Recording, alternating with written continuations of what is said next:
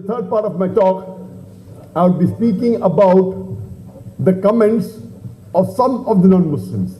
There are many non-Muslims that have commented on the Prophet, who is a mercy to humanity. Time will not permit me to speak about all. I'll just mention a few. There was a book by the name The 100, a ranking of the most influential persons in history. This book was written by Michael H. Hart. And Michael H. Hart, he was a historian, he was a mathematician, and he was an astronaut. In this book, The 100, a ranking of the most influential persons in history, Michael H. Hart, an American, he lists the 100 most influential people in the world. And he gives the ranking 1, 2, 3, 4, and he gives reasoning for why has he ranked number 1, number 2, number 3, right down till number 100.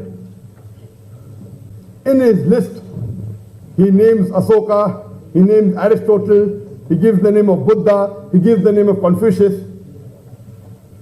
But the most shocking amongst all is he gives number 1 to the last and final messenger of Islam, to Prophet Muhammad, peace be upon him.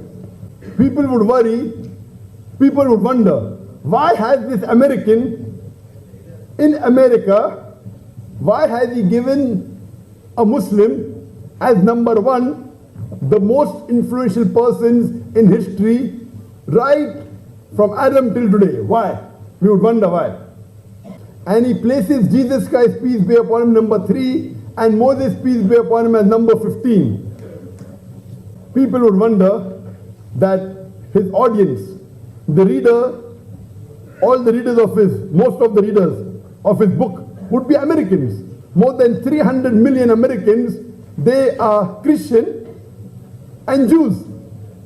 So why should he place the person who they believe as the main important person as number 3 and number 15?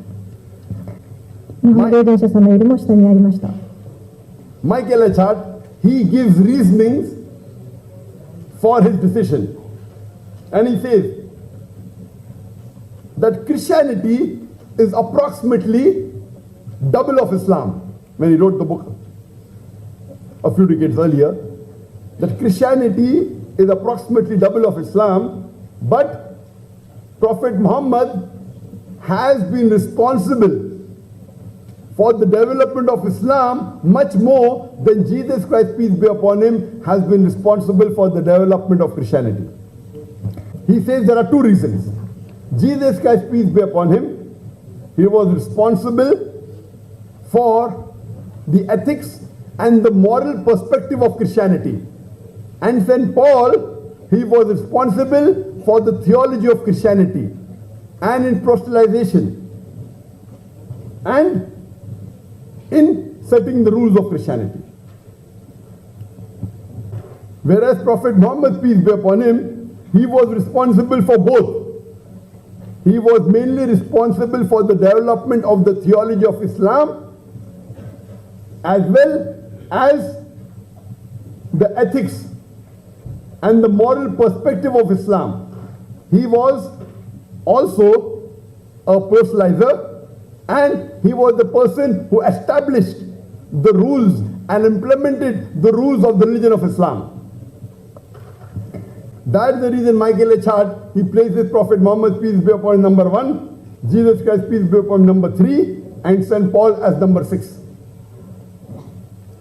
And we have to agree that Michael H. Hart was very bold and very truthful, because we know that St. Paul is the main person who has written about Christianity.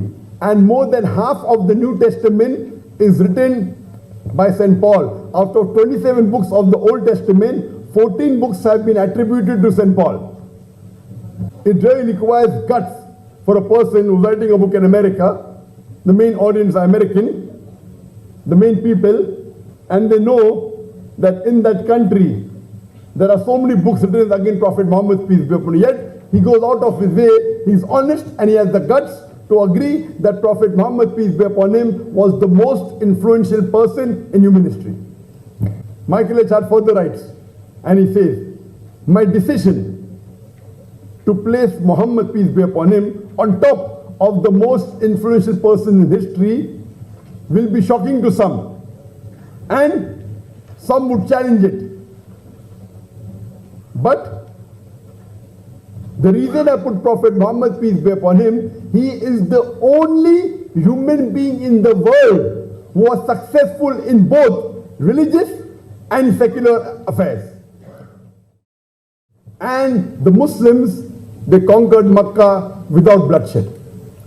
And when Prophet Muhammad, peace be upon him, entered Makkah, when he entered Makkah, he said that all those who are in the house of Abu Sufyan, all those who enter the house of Abu Sufyan, they are safe. Abu Sufyan, he was the chief of the pagan Arabs. He was the chief of Makkah and he was the leader of the enemies. So when he enters Makkah, Prophet Muhammad, peace be upon him, says, anyone who enters the house of Abu Sufyan, the chief of the enemies of Muslims, he is safe.